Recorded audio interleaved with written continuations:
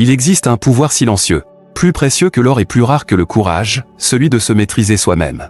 Beaucoup cherchent à influencer les autres, à contrôler les situations, à prévoir le monde. Mais la vérité, ancienne comme la poussière des royaumes disparus, c'est que celui qui ne se contrôle pas devient l'instrument de la moindre rumeur, de la moindre émotion, du moindre désir. Les enseignements de Machiavel, souvent mal compris, ne sont pas seulement une science du pouvoir extérieur. Ce sont des miroirs qui révèlent combien un être humain devient vulnérable lorsqu'il ne tient pas sa bouche, son esprit, son humeur ou son argent. Car si tu ne diriges pas ces 4 forces, quelqu'un d'autre le fera pour toi. Et ainsi commence la souveraineté intérieure. Non pas comme une domination froide, mais comme une présence stable qui ne tremble pas au premier souffle du vent. Je ne t'invite pas ici à devenir dur, ni manipulateur, ni distant. Je t'invite à devenir solide, lucide, profond. À devenir cet être rare dont les anciens royaumes disaient qu'il pouvait marcher au milieu du chaos sans perdre son centre, sans perdre sa chaleur, sans perdre son âme. Tout commence par une prise de conscience simple, ton avenir dépend de toi, mais surtout de la manière dont tu te gères toi-même. La bouche, d'abord. Cet instrument léger, vif, dangereux, qui peut t'offrir une porte ou t'enfermer dans une cage. Une seule phrase prononcée sans réflexion peut dévoiler tes faiblesses, trahir tes intentions, laisser entrer dans ta vie des problèmes qui ne t'appartenaient pas. Les sages disent que la parole est une flèche, une fois lancée, tu ne peux plus la rattraper. Machiavel dirait plutôt qu'elle est une pièce d'or, trop distribuée. Elle perd de sa valeur. Dans un monde où chacun parle pour exister, celui qui choisit ses mots devient un mystère. Et ce mystère devient une force. Ensuite, l'esprit. Cet empire invisible où naissent les décisions, les peurs, les rêves et les illusions. L'esprit peut être un roi ou un esclave, un maître qui t'élève ou un tyran qui t'épuise. Et souvent, sans même t'en rendre compte, tu laisses ton mental courir comme un cheval affolé, traînant derrière lui ta concentration, ton énergie, ta paix. Machiavel avait compris que celui qui ne contrôle pas son esprit devient une proie facile pour ceux qui, eux, savent diriger leurs pensées. Lorsque tu deviens le gardien de ton royaume intérieur, ton regard change, ton discernement s'affine. Et plus rien ni personne ne peut t'entraîner là où tu n'as pas choisi d'aller. Puis vient l'humeur, cette marée intérieure qui monte et descend sans prévenir. La colère, l'enthousiasme, la jalousie, la peur, autant de vents qui peuvent renverser ton bateau si tu ne connais pas les profondeurs de ton propre océan. Les émotions ne sont pas des ennemis, mais elles deviennent dangereuses lorsqu'elles s'emparent du gouvernail. Machiavel aurait dit que celui qu'on arrive à faire réagir, on arrive à contrôler. Celui qui reste stable devient imprévisible et donc puissant. Enfin, l'argent. Souvent considéré comme un simple outil matériel, il révèle pourtant ce que tu es vraiment. Ton rapport à l'argent expose ta discipline, ta patience, ta vision. Dépenser sans réfléchir, c'est perdre le contrôle de sa vie. Gérer avec sagesse, c'est bâtir une liberté qui te protège des turbulences du monde. Machiavel évoquait souvent les finances non comme une richesse, mais comme un bouclier. Celui qui maîtrise son argent ne craint ni les tempêtes ni les manipulations. Et lorsque ces 4 maîtrises commencent à se rassembler, quelque chose de plus grand naît en toi, une présence intérieure. Une stabilité qui n'a pas besoin de se montrer pour être ressentie. Tu deviens l'être qui agit sans précipitation, qui parle sans se justifier, qui avance sans trembler, qui décide sans hésiter. Tu deviens un souverain intérieur, non pour dominer les autres, mais pour ne plus être dominé par tes propres forces. Et c'est à ce voyage que je t'invite. Non un voyage vers le pouvoir extérieur, mais vers la maîtrise de ton propre royaume. Car la vie ne respecte que ceux qui commencent par se respecter eux-mêmes. Et celui qui se maîtrise devient immuable, même au milieu d'un monde qui change chaque seconde. Si tu es prêt à explorer cette souveraineté silencieuse, alors avançons ensemble. Le silence n'est pas seulement l'absence de mots, c'est une présence, une densité, un territoire intérieur où se forme la véritable force. Ceux qui comprennent cette vérité avancent différemment dans le monde, ils parlent quand il le faut, sans se perdre dans le bruit, sans se disperser en explications inutiles, sans chercher à convaincre ceux qui ne veulent pas entendre. Maîtriser sa bouche, dans un monde qui applaudit l'excès, est un acte révolutionnaire. C'est une discipline qui réduit les failles, protège l'énergie, renforce la perception, aiguise l'esprit. Dans l'histoire, ceux qui ont laissé une trace durable sont rarement ceux qui criaient le plus fort. Ce sont ceux qui portaient des paroles qui pèsent, qui observaient avant d'agir, qui choisissaient leurs mots comme on choisit une arme affûtée. Ce chapitre est un voyage dans ce pouvoir silencieux qui transforme la manière de se tenir, d'être perçu, de s'imposer, sans jamais forcer. Machiavel, souvent mal compris, rappelait que la parole est une monnaie précieuse, et que celui qui la distribue trop facilement finit toujours appauvri. Il n'y a rien de plus dangereux que quelqu'un qui parle sans filtre, sans conscience, sans mesurer l'impact de ce qu'il dévoile. Un mot peut ouvrir une porte, mais il peut aussi en fermer 1000. Un mot peut apaiser, mais il peut aussi déclencher une tempête. C'est pour cela que ceux qui aspirent à la clarté intérieure apprennent à ne pas tout dire, à ne pas répondre à tout, à ne pas commenter chaque situation. Ils deviennent sélectifs, stratégiques, souverains dans leur expression. La première transformation se fait à l'intérieur, avant de maîtriser ce qui sort de la bouche. Il faut comprendre ce qui s'y forme. La plupart des gens parlent pour combler un vide, une gêne, une peur d'être mal interprété ou mal perçu. Ils parlent pour justifier et étaler, se rassurer. Ils parlent pour occuper un espace qu'ils croient menacé. Pourtant, plus on a besoin de parler, plus cela révèle un manque de maîtrise intérieure. Quand la présence est solide, les mots deviennent rares. Le silence est alors vécu non comme un manque, mais comme une manifestation naturelle de confiance. Machiavel évoquait l'utilité de rester énigmatique, de ne pas exposer toutes ses intentions, de garder une part d'ombre. Non pas pour manipuler, mais pour protéger. Celui qui s'explique trop devient transparent, prévisible, vulnérable. Celui qui sait garder certaines informations pour lui détient un pouvoir subtil. Il reste imprévisible, difficile à attaquer, difficile à analyser. Dans un monde où chacun expose toutes ses opinions, ses émotions, ses projets, celui qui préserve un sanctuaire intérieur attire une attention différente. Les autres sentent qu'il ne dit pas tout, qu'il ne se livre pas entièrement. Et cette réserve crée une forme d'aura. L'art de la parole maîtrisée commence par l'art de la retenue. Ne pas réagir immédiatement. Ne pas répondre pour répondre. Ne pas ressentir l'urgence de donner son avis. Très souvent, une parole prononcée trop vite devient un regret plus tard. Les relations brisées, les opportunités perdues, les conflits inutiles naissent souvent d'une phrase trop spontanée, d'une colère exprimée sans recul, d'un secret confié à la mauvaise personne. Apprendre à respirer entre l'impulsion et la parole est une forme de maturité. Cela demande du discernement, de la lucidité, une vraie discipline émotionnelle. Mais c'est précisément cette discipline qui forge la stature d'une personne solide. On se rend compte que chaque mot doit avoir un poids, une raison d'être. Si un mot peut être remplacé par un silence, alors le silence gagne. Le silence n'est pas un retrait, c'est une force. C'est un filtre qui évite de laisser sortir ce qui n'est pas aligné avec soi-même. Quand on cesse de parler simplement pour être entendu, on commence à parler pour être compris. On entre dans une autre dimension de communication, une dimension où la parole est un instrument conscient. On réalise aussi à quel point les mots sont une énergie. Chaque fois que l'on parle, on transfère quelque chose, une intention, un état intérieur, une vibration. Si l'on parle dans la confusion, on transmet cette confusion. Si l'on parle dans la colère, on transmet cette colère. Si l'on parle dans la peur, on transmet cette peur. C'est pourquoi la parole maîtrisée n'est pas une question de technique mais d'équilibre intérieur. Celui qui est calme peut parler sans se briser. Celui qui est ancré peut répondre sans se compromettre. Celui qui est souverain peut se taire sans culpabilité. Machiavel rappelait que la parole est un terrain dangereux parce qu'elle trahit ce que l'on essaie parfois de cacher. Les mots révèlent l'intention, le désir, la fragilité. Ils exposent les secrets, les faiblesses, les incohérences. C'est pour cela que les stratèges apprennent à écouter plus qu'ils ne parlent. Plus on écoute, plus on comprend. Plus on comprend, moins on a besoin de s'exprimer. Le silence permet de percevoir ce que la plupart ignorent, les contradictions dans les discours, les tensions non dites, les intentions déguisées, les alliances invisibles. Celui qui ne parle pas trop voit plus loin. Il remarque les détails qui échappent aux bavards. Il observe les silences des autres, et les silences en disent souvent davantage que les mots. La sagesse ne consiste pas à accumuler les réponses, mais à savoir quand il est nécessaire de ne pas en donner. Les paroles inutiles sont comme des fuites d'énergie. Chaque fois que l'on exprime quelque chose qui n'a pas besoin d'être dit, on affaiblit notre aura. On donne des angles d'attaque. On ouvre des brèches. Même dans les conversations amicales.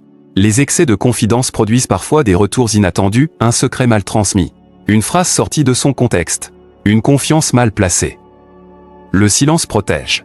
Non pas par méfiance, mais par intelligence. Certains parlent pour montrer qu'ils savent. D'autres parlent pour influencer. Les plus sages parlent pour construire. Le but n'est jamais de dominer par les mots mais de bâtir par eux. Le silence devient alors un terrain fertile. On cesse de gaspiller la parole pour la rendre précieuse. On cesse de parler pour se justifier, car la véritable force ne négocie pas sa valeur. On cesse de parler pour plaire, car la vérité intérieure n'a pas besoin d'être approuvée par tous.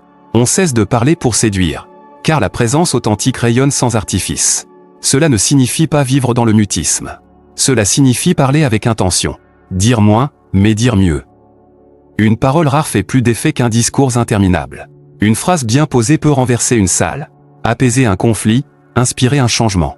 Ceux qui parlent peu créent un contraste puissant, on les écoute quand ils ouvrent la bouche. Parce que l'habitude du silence rend la parole brillante. Machiavel voyait dans la maîtrise de la parole un instrument essentiel de stabilité. Ceux qui parlent trop finissent par se contredire, dévoiler leur stratégie, ou fragiliser leurs alliances. Ceux qui parlent peu, en revanche, contrôlent la perception qu'on a d'eux. Ils deviennent difficiles à manipuler parce qu'ils donnent peu de prise. Ils deviennent difficiles à attaquer parce qu'ils révèlent peu de vulnérabilité. Ils deviennent respectés parce que leur parole n'est pas dispersée. La maîtrise de la bouche implique aussi de contrôler les réactions. Il ne s'agit pas seulement de parler moins mais de parler juste. Une personne qui sait dire non sans agressivité, oui sans faiblesse, stop sans trembler, gagne une forme de respect subconscient. La parole devient alors une frontière. Ce que l'on accepte, ce que l'on refuse, ce que l'on tolère, ce que l'on affirme. Le silence forge la solidité. La parole forge la direction. Ensemble, ils créent un cadre intérieur où rien n'est laissé au hasard. La maîtrise de la bouche transforme aussi les relations. On attire moins de conflits. On se laisse moins entraîner dans les conversations futiles, les ragots, les débats stériles. On séduit différemment, non par la parole, mais par la présence. On devient difficile à lire, ce qui renforce le mystère, la profondeur, l'attrait. Et surtout, on devient un meilleur allié pour soi-même. On ne se trahit plus à travers ses mots. On ne dit plus des choses que l'on regrette. On ne promet plus ce que l'on ne peut pas tenir. On ne dévoile plus ses stratégies, ses blessures, ses ambitions à ceux qui pourraient les utiliser contre nous. À force de silence, on apprend à respirer dans la retenue. À force de retenue, on apprend à écouter. À force d'écoute, on comprend mieux les autres. Mais surtout on se comprend mieux soi-même. La maîtrise de la parole est une maîtrise de soi. Cette discipline n'est pas un exercice ponctuel mais une véritable transformation. Elle crée une nouvelle posture, une nouvelle façon d'habiter le monde. On découvre la puissance de dire peu et de dire vrai. On commence à sentir que chaque mot doit être aligné avec ce que l'on veut être, avec l'image que l'on souhaite laisser, avec la vibration que l'on veut transmettre. Et le plus grand changement arrive le jour où l'on comprend que le silence n'est pas une absence de communication, mais une communication supérieure. Il dit « Je suis maître de moi ». Il dit « Je n'ai rien à prouver ». Il dit « Je n'ai pas besoin de me disperser pour exister ». Ceux qui maîtrisent leur bouche ne sont pas ceux qui se taisent par faiblesse. Ce sont ceux qui se taisent parce qu'ils savent que la force intérieure se manifeste d'abord par ce que l'on choisit de ne pas dire. Et quand ils parlent, tout change. Le silence crée la profondeur. La parole crée l'impact. Et entre les deux se trouve la véritable puissance d'un être humain, la capacité de choisir consciemment quelle énergie laisser sortir, et laquelle préserver. C'est là que commence l'art du pouvoir intérieur. C'est là que renaît une personne que l'on ne peut plus manipuler, plus provoquer, plus déstabiliser.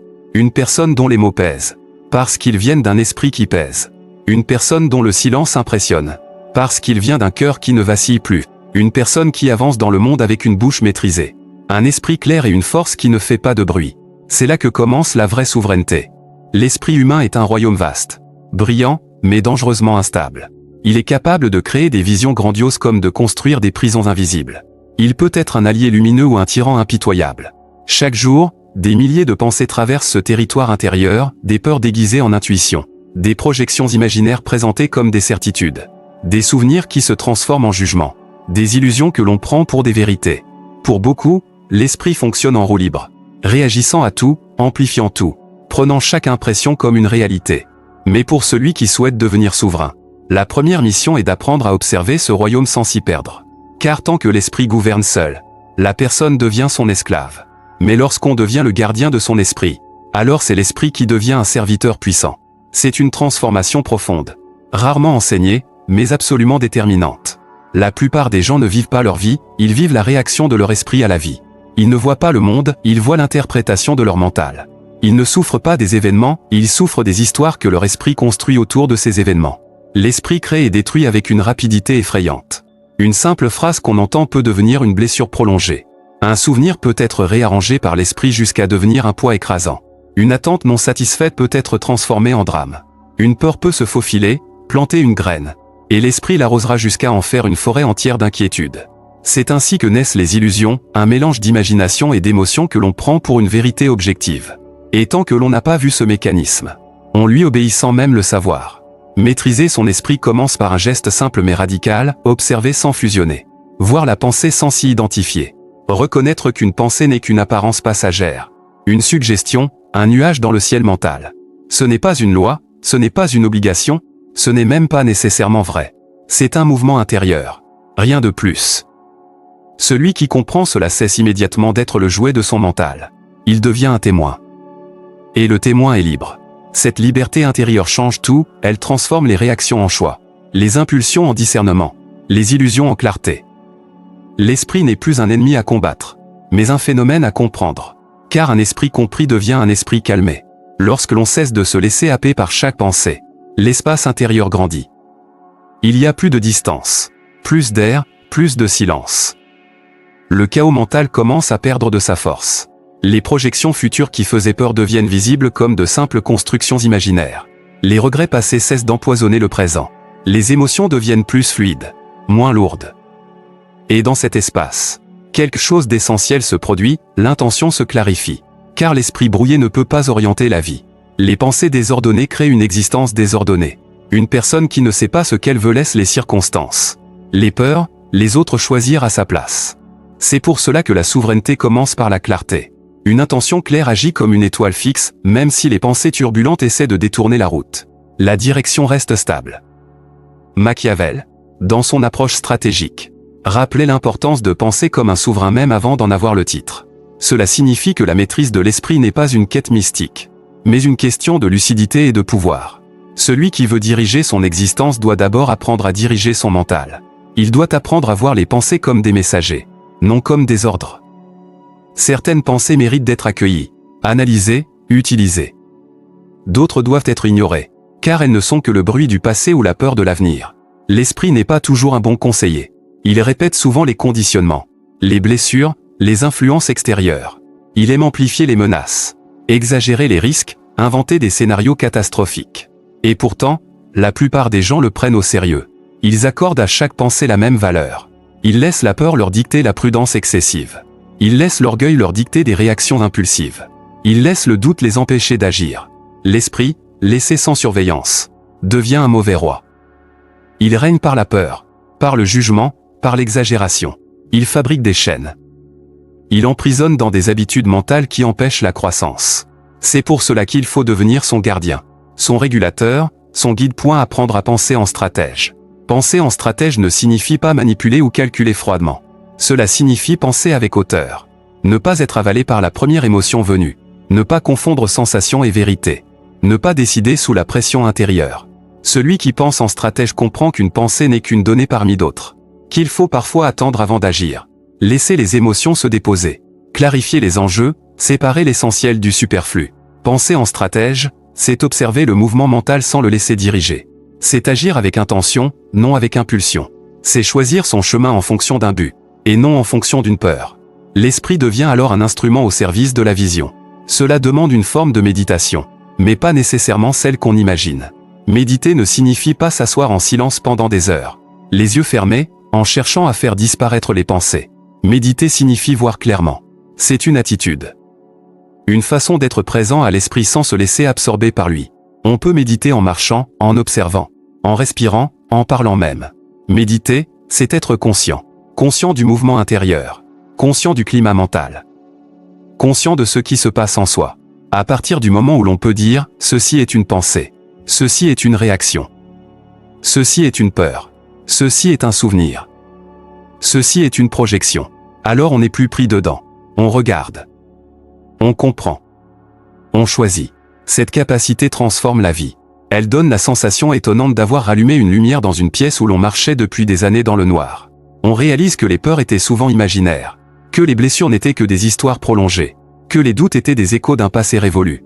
L'esprit cesse d'être un champ de bataille pour devenir un territoire que l'on peut explorer en paix. Ce territoire devient un royaume. Et dans ce royaume, vous êtes le souverain. Être souverain de son monde intérieur ne signifie pas contrôler chaque pensée. Cela signifie ne plus en être contrôlé. Les pensées peuvent venir, mais elles ne dictent plus votre identité. Les émotions peuvent passer, mais elles ne dictent plus vos décisions. Les mémoires peuvent se réveiller, mais elles ne dictent plus votre destin. Le souverain intérieur ne combat pas son esprit, il le dirige. Il utilise les pensées utiles pour créer, apprendre, préparer. Il laisse passer les pensées inutiles comme on laisse passer un nuage. Il accueille les émotions comme des visiteurs momentés. Il transforme les illusions en lucidité. Ce changement crée une forme de paix qui n'est pas fragile. Ce n'est pas une paix qui dépend des circonstances. C'est une paix qui vient d'un ordre intérieur. Les événements extérieurs perdent de leur pouvoir sur vous. Les critiques glissent différemment. Les provocations perdent leur efficacité. Les situations qui vous bouleversaient autrefois deviennent plus faciles à traverser. Vous devenez moins réactif, plus stable, plus clair. Et cette clarté se reflète dans votre manière d'être. Le regard change. Le corps se détend. La voix se calme. Les décisions deviennent alignées. Les relations deviennent plus simples. Les conflits diminuent. Car lorsque l'esprit est en ordre, tout le reste s'ajuste. L'esprit brouillé crée une vie compliquée. L'esprit clair crée une vie fluide. Cette souveraineté intérieure demande néanmoins de la vigilance. L'esprit, même dompté, essaie parfois de reprendre le pouvoir. Il teste. Il crée un doute soudain. Il ravive une peur ancienne. Il propose une interprétation négative. Mais désormais, vous le voyez venir. Vous reconnaissez ces patterns. Vous n'êtes plus dupe. Ce n'est pas la disparition des pensées qui marque votre transformation, mais votre capacité à ne plus y obéir automatiquement. À ce stade, quelque chose de plus subtil apparaît, l'intention.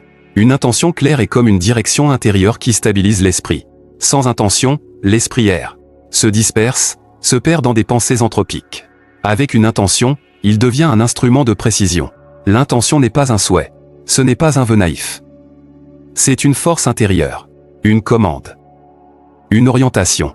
C'est votre voix royale au sein de votre royaume intérieur. Elle dit à l'esprit, voici où nous allons. Voici ce qui compte. Voici ce que nous construisons. Voici ce que nous ne laissons plus entrer. Et l'esprit, lorsqu'il entend une intention ferme, s'aligne. Il cesse de vagabonder. Il cesse de multiplier les scénarios contradictoires. Il cesse d'hésiter.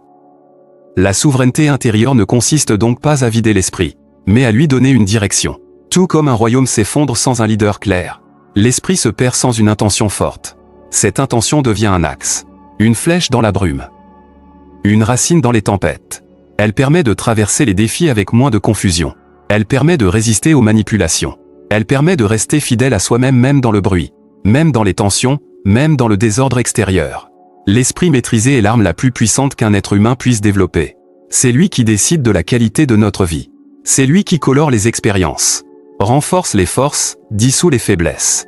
Lorsque vous devenez le gardien de votre esprit, vous avez déjà accompli la moitié de votre transformation.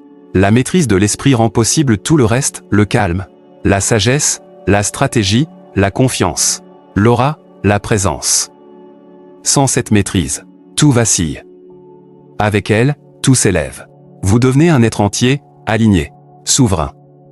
Vous cessez de vivre comme un visiteur dans votre propre vie. Vous devenez le maître du royaume intérieur. Vous comprenez enfin que la vraie liberté n'est pas de faire tout ce que l'on veut, mais de ne pas être soumis à ce que le mental exige. Et dans ce royaume silencieux, lumineux, reconquis, votre esprit devient votre allié le plus fidèle, votre conseiller le plus précieux, votre compagnon de route le plus stable. C'est ainsi que naît la véritable souveraineté intérieure. L'humeur est l'un des royaumes les plus instables de l'existence humaine. Elle change comme la mer, parfois douce et paisible, parfois agitée par des vents inattendus, parfois déchaînée sans prévenir. Ceux qui veulent exercer un véritable pouvoir sur eux-mêmes et sur leur destinée doivent apprendre à comprendre ces vagues intérieures. Non pas pour les supprimer, mais pour les transformer. Rien n'est plus dangereux pour un être humain que de se croire rationnel alors qu'il agit sous l'emprise d'une émotion passagère. Machiavel n'a cessé de rappeler que celui qui ne contrôle pas son humeur devient prévisible. Et la prévisibilité est une faiblesse. Une ouverture dans une armure que les autres peuvent exploiter. La maîtrise de soi commence donc par une vigilance constante envers ses propres tempêtes intérieures. Un effort quotidien pour ne pas livrer son esprit, ses paroles et ses actes aux impulsions du moment. La première étape est de comprendre que l'émotion n'est pas un ennemi. Elle est un signal. Elle révèle quelque chose. Parfois quelque chose que l'on refuse de voir. La colère montre une limite violée. La peur pointe une zone d'ombre ou un manque de préparation. La tristesse dénonce un attachement. L'excitation révèle un désir. L'humeur n'est donc pas un obstacle, mais une information brute. Ce qui fait la différence entre un être faible et un être puissant, ce n'est pas l'émotion elle-même, mais ce qu'il en fait. Le faible réagit sans penser. Le puissant observe, décode, transforme. Celui qui se maîtrise ne refoule pas ce qu'il ressent. Il refuse simplement d'agir tant qu'il n'a pas repris les commandes. Il attend que la poussière retombe dans son esprit. Il attend de voir clair. Mais attendre ne signifie pas fuir. Cela signifie comprendre. L'émotion, lorsqu'elle surgit, monte rapidement, comme une flamme. Elle veut brûler tout de suite. Elle veut devenir parole, geste, décision. Elle presse, elle pousse, elle bouscule. Celui qui se laisse aller devient l'esclave de cette impulsion. Et souvent, quelques minutes plus tard, il regrette ce qu'il a dit ou fait. Le sage, lui, laisse passer le premier incendie. Il sait que la colère n'est pas un guide, que la peur n'est pas une prophétie et que l'enthousiasme n'est pas un plan. Les émotions appartiennent au domaine du ressenti, pas à celui de la décision. Machiavel aurait dit qu'un prince doit connaître ses inclinations, ses colères, ses peurs, non pour s'y soumettre, mais pour éviter qu'elles ne filtrent dans ses actions. Le souverain intérieur doit être capable d'observer la tempête sans la laisser toucher au gouvernail. La maîtrise de l'humeur commence donc par une qualité essentielle, la lucidité.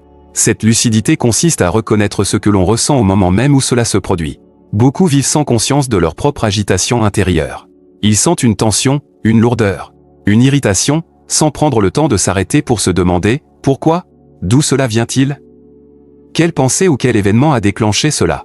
L'humeur se nourrit du flou. Lorsque l'on n'identifie pas clairement la cause, l'émotion se diffuse partout, colorant la vision du monde. Une petite contrariété peut devenir une journée entière d'agacement. Une remarque peut se transformer en colère durable. Une peur peut contaminer toutes les décisions. L'esprit se laisse alors envahir et perd la maîtrise. Pour reprendre le contrôle, il faut nommer ce qui se passe. Nommer clarifie. Clarifier apaise. Et une fois apaisé, l'esprit peut enfin raisonner. Mais la lucidité n'est pas seulement un travail sur le moment. C'est un entraînement quotidien. Il faut apprendre à connaître ses propres déclencheurs. Chaque personne a ses points sensibles, ses zones fragiles. Certains deviennent irritables quand ils ont faim ou sont fatigués. D'autres deviennent nerveux lorsqu'ils se sentent ignorés. D'autres encore se tendent lorsqu'ils ont l'impression de perdre le contrôle sur une situation. Les émotions ont leur cartographie personnelle. Celui qui veut devenir imprenable doit connaître cette carte. Il doit savoir quels mots, quelles attitudes, quel contexte réveille chez lui des réactions disproportionnées. S'il les connaît, il ne sera plus surpris par ses propres tempêtes, il les verra venir. Et celui qui voit venir n'a plus peur. C'est la surprise qui affaiblit, jamais l'émotion en elle-même. Le travail suivant est celui de la transmutation. L'émotion brute est souvent crue, parfois violente. Mais elle contient de l'énergie. Cette énergie, lorsqu'elle est dirigée intelligemment, peut devenir une force d'action. La colère, par exemple, peut détruire si elle explose. Mais elle peut aussi devenir une détermination extraordinaire lorsqu'elle est canalisée. La peur peut paralyser, mais elle peut aussi pousser à mieux se préparer, à anticiper, à réfléchir. L'excitation peut rendre impulsif, mais elle peut devenir un moteur pour créer, entreprendre, avancer. Les émotions sont comme le feu, brûlantes, dangereuses, mais capables de forger le métal lorsqu'elles sont contrôlées. L'être maître de lui-même n'éteint pas son feu intérieur. Il apprend à s'en servir. Il devient alchimiste de ses humeurs. Pour devenir cet alchimiste, il faut adopter une attitude fondamentale, ne jamais prendre de décision majeure sous l'influence d'une émotion forte. Aucune. Ni sous la colère, ni sous la peur, ni sous l'euphorie. Toute décision prise dans l'excès est une décision dont on ne maîtrise pas les conséquences. Machiavel aurait dit, le prince doit faire en sorte que ses actes soient le fruit d'un jugement clair, non d'un élan. Le sage moderne pourrait dire la même chose, ce n'est pas à mon humeur de décider, mais à ma raison. Ainsi, lorsque l'émotion surgit, l'action doit se suspendre. La respiration doit reprendre le dessus. Le corps doit se calmer. Et l'esprit doit être rappelé à lui-même. C'est lorsque le calme revient que la décision devient juste. Cependant, maîtriser son humeur ne signifie pas devenir froid ou distant. Cela signifie devenir stable. La stabilité n'est pas l'absence d'émotion, mais la capacité à rester aligné dans le mouvement. Comme un arbre qui plie sous le vent sans se casser. Celui qui est stable n'est pas insensible. Il est centré. Il sait que les émotions passent. Il sait que rien de ce qu'il ressent à l'instant n'est permanent. Cette compréhension lui permet de rester lui-même même lorsque tout autour semble vaciller. Cela crée une présence particulière, une gravité naturelle. Une personne stable impose le respect sans effort. Sa tranquillité met les autres face à leur propre agitation. Sa constance devient un pouvoir. Ceux qui se laissent emporter admirent souvent, parfois secrètement, ceux qui restent immuables. Il existe aussi une dimension stratégique dans la maîtrise de l'humeur. Être imprenable signifie empêcher les autres de lire en vous. Beaucoup de manipulations reposent sur l'exploitation des réactions émotionnelles, provoquer la colère pour obtenir une faute, susciter la peur pour prendre le contrôle, jouer sur la culpabilité, sur l'envie, sur la frustration. Celui dont l'humeur est instable offre à ses adversaires ou à son entourage une porte d'entrée. Il devient un livre ouvert. On peut le pousser, le piquer, le troubler. On peut prévoir ses réactions. Mais celui qui maîtrise son humeur devient opaque. Il n'offre aucun angle. Il ne se laisse pas détourner de ses objectifs par les provocations. Il reste calme face aux attaques. Il répond peu aux pressions émotionnelles. Cette attitude désarme toujours ceux qui tentaient d'obtenir une réaction. Elle crée une sorte de mystère, une distance, une force tranquille. Pour atteindre ce niveau de maîtrise, il faut également apprendre à gérer son environnement émotionnel. L'humeur n'est pas seulement influencée par ce qui se passe en nous, mais aussi par ceux qui nous entourent. Les personnes toxiques, les lieux bruyants, les situations chaotiques, les informations anxiogènes, les attentes des autres, tout cela façonne notre état intérieur. Celui qui veut rester maître de lui-même doit choisir avec soin ce à quoi il s'expose. Ce n'est pas de la fuite, c'est de la stratégie. Ce n'est pas de la fragilité, c'est de la lucidité. On ne peut pas rester stable dans un environnement qui attaque constamment la stabilité. Choisir où l'on met son corps, où l'on met son attention, où l'on met son énergie, c'est protéger sa souveraineté intérieure. Enfin, la maîtrise de l'humeur demande un dernier effort, la patience envers soi-même. On ne devient pas stable du jour au lendemain. Les émotions ont parfois des racines profondes, liées au passé, aux blessures, aux croyances. Le travail sur soi est une longue alchimie. Il faut accepter d'avoir encore des réactions, des failles, des tensions. Le but n'est pas de devenir une statue impassible, mais un être humain conscient et lucide. C'est cette lucidité qui crée le véritable pouvoir intérieur. Celui qui sait qu'il est encore en chemin avance plus vite que celui qui se croit déjà arrivé. Le chemin de la maîtrise est sans fin.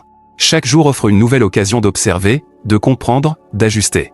Ainsi, maîtriser son humeur, c'est apprendre à transformer ses émotions en alliés. C'est refuser d'être gouverné par la colère ou la peur. C'est choisir la clarté plutôt que la réaction. C'est devenir imprenable, non parce que l'on ne ressent rien, mais parce que l'on ne se laisse plus emporter. C'est devenir solide, centré, calme, même dans le chaos. C'est faire de son monde intérieur un royaume ordonné, où la raison guide le navire et où les émotions deviennent des vents que l'on utilise au lieu de les craindre. Celui qui parvient à cette maîtrise acquiert un pouvoir que rien ni personne ne peut lui enlever, le pouvoir sur lui-même. Et c'est ce pouvoir qui, depuis toujours, distingue les faibles des sages, les impulsifs des souverains, les victimes des maîtres de leur destin. L'argent n'a pas d'odeur, dit-on. Pourtant, il porte toujours une énergie, une trace, une histoire. Un parfum d'ordre ou de chaos selon la main qui le tient. Pour certains, l'argent coule entre les doigts comme de l'eau incapable d'être retenue. Pour d'autres, il devient un instrument de pouvoir, de liberté, une extension de leur maîtrise intérieure. L'argent n'est pas seulement une ressource extérieure, il est un miroir, un révélateur impitoyable de la manière dont on se traite soi-même, dont on se respecte, dont on se discipline. Machiavel savait que la gestion des ressources déterminait la puissance d'un prince. Celui qui ne maîtrise pas son argent est condamné à devenir dépendant, manipulable, fragile dans un monde où la force n'est jamais donnée gratuitement. Dans ce chapitre, l'argent est abordé non pas comme une quête matérielle, mais comme une voie de structuration intérieure, un moyen de se connaître soi-même à travers l'usage qu'on en fait. Car tout commence par l'observation. Que fait l'homme lorsque l'argent arrive dans sa main? Est-il pris d'une euphorie subite, d'un besoin immédiat de compenser quelque vide, de prouver quelque chose aux autres ou à lui-même? Dépense-t-il pour impressionner, pour exister dans le regard des autres, pour calmer ses insécurités? Ou au contraire, est-il paralysé par la peur de manquer, accumulant chaque centime comme un animal qui cache sa nourriture dans un trou? Chaque réaction raconte un rapport profond à soi. L'argent agit comme un test, un révélateur, il montre la vérité. La vérité sur tes impulsions. La vérité sur tes blessures. La vérité sur ton rapport au temps. Car l'argent n'est que du temps transformé, stocké, cristallisé. Maîtriser son argent, c'est maîtriser son temps, donc sa vie. Et pourtant, l'immense majorité des gens vivent dans l'illusion que l'argent les contrôle, alors qu'ils entretiennent eux-mêmes les mécanismes qui les enchaînent. La discipline financière ne commence pas par un tableau Excel, ni par des règles techniques, mais par une intériorité alignée, par une question simple: quel genre de vie suis-je en train de financer? Car chaque dépense est un vote silencieux pour le futur que tu es en train de créer. Chaque achat est un investissement, même si c'est un investissement dans la destruction. Machiavel dirait que le souverain ne doit jamais gaspiller ses ressources.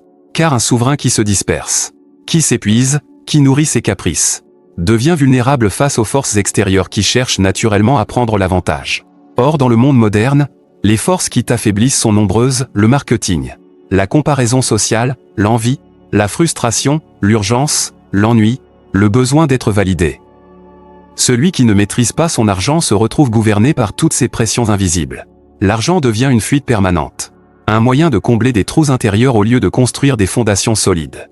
Pour reprendre ton pouvoir, Il faut d'abord comprendre que l'argent va toujours amplifier ton état émotionnel. Si tu as une âme confuse, l'argent t'amènera dans un chaos encore plus vaste. Si tu es discipliné, l'argent deviendra une force de construction. Si tu es immature, il deviendra un poison. Si tu es clair, il deviendra un outil. Voilà pourquoi certains deviennent arrogants, impulsifs, destructeurs lorsqu'ils gagnent plus. Ce n'est pas l'argent qui les transforme. C'est l'argent qui révèle ce qu'ils sont vraiment. L'argent agit comme une loupe. Sans discipline intérieure, tu ne peux pas prétendre à une discipline financière. Ce chapitre n'est pas écrit pour te convaincre d'être avare, ni pour t'encourager à être obsédé par le contrôle. Il t'invite simplement à comprendre que chaque pièce, chaque billet, chaque transaction, porte en elle une intention. Et que le véritable objectif n'est pas d'être riche pour être riche, mais de devenir libre. Car celui qui dépend financièrement, dépend émotionnellement. Celui qui dépend émotionnellement perd sa souveraineté. Et Machiavel le savait, le besoin rend faible. Le besoin oblige à se taire, à courber l'échine, à accepter l'inacceptable. Le besoin t'empêche d'être toi-même. Le besoin te fait vivre dans la peur. Et un être humain qui vit dans la peur devient la proie idéale du monde. Maîtriser son argent, c'est donc refuser le besoin. C'est choisir la liberté plutôt qu'une illusion de confort. C'est dire non à cette impression trompeuse qu'on peut acheter son bonheur, sa valeur, ou une identité de façade. Car l'argent dépensé dans la précipitation n'enrichit jamais, il vide. Il étouffe, il fragilise, même lorsqu'il procure un plaisir instantané. La première transformation intérieure se produit lorsque tu comprends que dépenser n'est pas neutre. Lorsque tu réalises que chaque achat doit servir ton alignement, ta paix, ta stratégie de vie.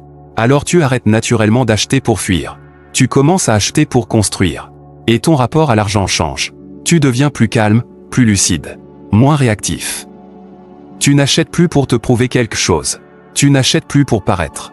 Tu investis dans ta compétence, dans ta santé, dans ton temps, dans ton autonomie. C'est ainsi que tu deviens souverain. Car celui qui investit en lui-même devient inébranlable, ses ressources ne viennent plus de l'extérieur, mais de sa capacité à transformer l'énergie de l'argent en pouvoir réel.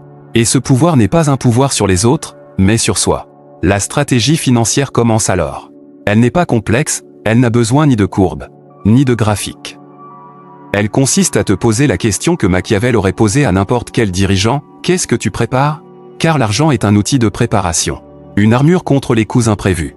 Un tremplin pour saisir les opportunités. Une assurance contre la dépendance. Celui qui maîtrise son argent est plus stable, plus solide, plus respecté. Celui qui ne le maîtrise pas apparaît instable, vulnérable, facilement influençable. Dans un monde où l'apparence de stabilité est un avantage, gérer son argent devient une manière d'imposer une présence sereine. Tu ne crains plus les imprévus, car tu es prêt. Tu n'envies plus les autres, car tu construis ton propre chemin. Tu n'es plus dans l'attente, mais dans l'action. La discipline se construit ensuite dans le rapport au plaisir. Beaucoup confondent le plaisir avec l'oubli. Ils utilisent l'argent pour s'évader, pour se distraire, pour s'étourdir. Mais le plaisir acheté sans conscience finit toujours par générer de la fatigue intérieure. Il laisse un vide. Il provoque un manque. Alors que le plaisir choisi, contrôlé, aligné, devient une célébration de la vie. Ce n'est pas l'argent qui change le plaisir, c'est l'intention derrière l'argent. Lorsque tu maîtrises ton argent, le plaisir devient goûteux, profond, rare, précieux. Tu ne cherches plus la quantité, mais la qualité.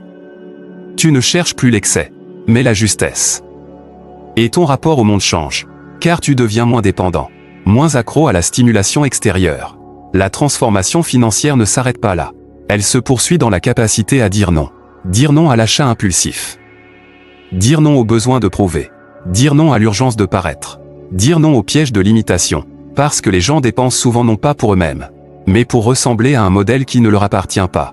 Celui qui maîtrise son argent devient imperméable à la mode des autres, aux pressions sociales, aux comparaisons. Il sait ce qu'il construit. Il avance avec intention. Il refuse de se dissoudre dans une existence dictée par l'extérieur. Et quand tu deviens ce genre de personne, ton aura change. Les autres sentent que tu es stable, ancré, difficile à manipuler. Une personne financièrement disciplinée émet une vibration de solidité. Elle inspire confiance. Elle impose le respect. Elle attire naturellement des opportunités qui demandent rigueur et constance. Enfin, la véritable liberté intérieure naît lorsque tu réalises que l'argent n'est pas une fin, mais un flux. Et que tu peux apprendre à danser avec ce flux. Tu apprends à créer, à attirer, à gérer, à investir, à protéger. Tu apprends que l'argent va et vient, mais que ta souveraineté doit rester intacte. Tu deviens libre de choisir ton rythme, Libre de dire oui ou non. Libre de refuser les relations toxiques, les environnements oppressants, les décisions prises dans la peur. Libre de te concentrer sur ta croissance, sur ta paix, sur ta maîtrise. Car la maîtrise financière est d'abord une maîtrise spirituelle, elle t'oblige à te connaître profondément, à t'observer, à anticiper, à te dépasser. Elle t'apprend à ne plus vivre en réaction, mais en stratégie. Elle t'enseigne que chaque décision compte. Et alors, une vérité simple apparaît, maîtriser son argent. C'est se maîtriser soi-même. C'est devenir souverain de sa vie. C'est construire un pouvoir intérieur que personne ne peut enlever. L'argent ne te définit pas, mais ta manière de le gérer révèle ton niveau d'évolution. Et lorsque tu comprends cela, tu n'as plus peur du manque. Tu n'as plus peur de perdre. Tu n'as plus peur de commencer. Tu deviens un être humain stable, clair, conscient. Un être humain qui ne dépend pas, mais qui choisit. Et c'est peut-être cela. La véritable richesse, être capable de marcher dans le monde avec la certitude tranquille que tu te conduis toi-même. Que tu t'appartiens, que tu es ton propre pilier. Il existe dans la vie un moment où l'on cesse de se disperser, où l'on comprend que toutes les sphères de l'existence ne sont pas séparées mais liées entre elles par un fil invisible. Parler, penser, ressentir, gérer, 4 actes simples en apparence, mais qui, lorsqu'ils sont maîtrisés, transforment un être humain en force intérieure difficile à atteindre. La bouche, l'esprit, l'humeur. L'argent, 4 piliers souvent fragiles, souvent négligés, toujours révélateurs. Chacun d'eux renferme une part essentielle de la souveraineté personnelle. Mais c'est seulement lorsqu'ils s'unissent que naît une véritable puissance. Cette stabilité profonde qui ne vacille ni devant les circonstances, ni devant les tempêtes émotionnelles, ni devant les pressions du monde. C'est dans cette union que l'homme devient inébranlable. Pas indifférent, pas froid, pas dur mais centré. Ancré, solide comme une montagne silencieuse au milieu des vents. La bouche est le premier pilier, car la parole est une force qui peut autant bâtir qu'effondrer. Celui qui parle trop, qui parle pour combler le vide, qui parle pour se prouver quelque chose, s'affaiblit sans même s'en rendre compte. Chaque mot est une dépense énergétique. Un acte, une exposition de soi. Celui qui ne maîtrise pas sa bouche disperse son énergie. Machiavel l'avait compris, un dirigeant parle peu, mais parle juste. Il pèse ses mots, il les polit, il les ajuste comme une arme ou comme un outil de paix. La maîtrise de la parole n'est pas une censure, mais une lucidité. C'est savoir quand le silence protège et quand la parole est claire. Lorsque ce pilier est solide, tu cesses de brûler ton énergie dans des discussions inutiles. Tu apprends à observer. Tu apprends à comprendre ce qui se joue autour de toi sans intervenir inutilement. Tu deviens une présence rare, donc respectée. Mais seule, la bouche maîtrisée n'est pas suffisante. Le silence n'est authentique que lorsque l'esprit est clair. L'esprit est le second pilier. Il dicte la direction, il structure le monde intérieur. Il façonne la perception. Un esprit confus entraîne toujours une bouche bavarde. Un esprit instable génère une parole instable. Lorsqu'on ne maîtrise pas ses pensées, celles-ci dictent nos réactions, nos impulsions, nos décisions sans discernement. Mais lorsque l'esprit est observé, lorsqu'on devient le témoin des pensées plutôt que leur prisonnier, une transformation profonde se produit, on cesse d'être en réaction. On devient stratège, souverain, maître de ce qui se passe à l'intérieur. L'esprit discipliné ne fuit pas dans l'illusion, ne se perd pas dans les scénarios catastrophes, ne se laisse pas manipuler par les projections du monde extérieur. Il reste lucide, concentré, orienté vers l'essentiel. Et cette clarté mentale devient le terreau des autres maîtrises. La parole devient plus juste, l'humeur plus stable, l'argent mieux géré. Quand l'esprit se tient droit, le reste suit naturellement. La maîtrise de l'humeur est le troisième pilier, peut-être le plus subtil. Car l'émotion est un courant puissant, une tempête parfois imprévisible, une énergie qui, mal conduite, peut renverser les plus solides des intentions. Machiavel disait que celui qui se laisse emporter par son humeur devient prévisible, et donc facilement manipulable.